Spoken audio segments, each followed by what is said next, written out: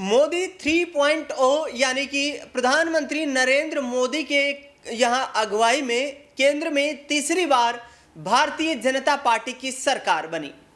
दरअसल आपको बता दें कि एनडीए की इस सरकार को जिस तरीके से बहुमत हासिल हुआ, उस बहुमत में नीतीश कुमार और चंद्रबाबू नायडू की अहम भूमिका रही।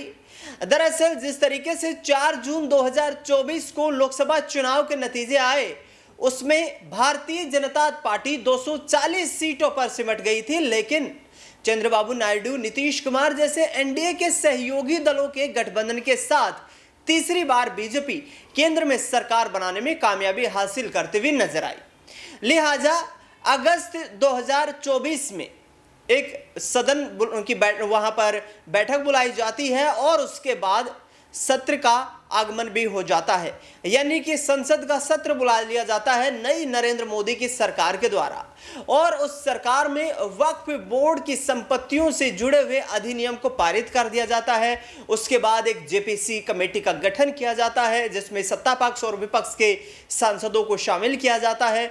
उस जेपीसी कमेटी की अनुशंसा के आधार पर 2 अप्रैल 2025 को केंद्र में मोदी सरकार केंद्रीय संसदीय कार्य मंत्री किरण रिजिजू के आधार पर वक्फ अधिनियम लेकर के आ जाती है। और जिस वक्फ संशोधन अधिनियम का यहां पर खुले तौर पर समर्थन चंद्रबाबू नायडू की पार्टी टीडीपी और नीतीश कुमार की जेडीयू के द्वारा लोकसभा और राज्यसभा दोनों सदनों में किया जाता है।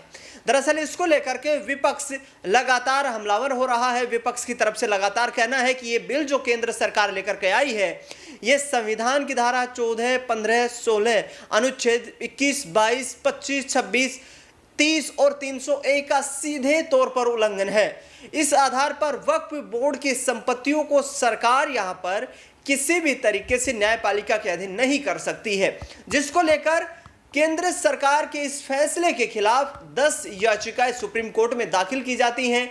बता दें आपको कि उन याचिकाओं पर सुप्रीम कोर्ट में सुनवाई अब आगे आने वाले वक्त में होने वाली है, क्योंकि तमाम याचिकाओं को सुनवाई के लिए सुप्रीम कोर्ट से मंजूरी मिल चुकी है।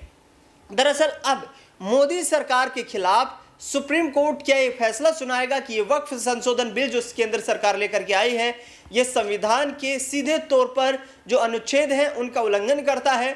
आपको बता दें कि इससे पहले भी वर्ष 1995, 1998, 2005, 2011 में अनेकों ऐसे मामले सामने आए हैं जिसमें वक्फ बोर्ड की संपत्तियों को चैलेंज किया गया है, जिसमें से हाईकोर्ट के कुछ मामलों में यहाँ पर वक्फ बोर्ड के अधिकारों का हवाला देते हुए उन्हें वक्फ संपत्तियां यहाँ पर करार दे दिया गया। तो कुछ मामलों में यहाँ पर वक्फ बोर्ड को फटकार भी लगी है। लेकिन अब देखने दिलचस्प रहेगा कि आने वाले वक्त में सुप्रीम कोर्ट में जब इस पूरे मामले पर सुनवाई होगी तो आखिरकार किस तरीके से केंद्र सरकार का स्टैंड रहने वाला है।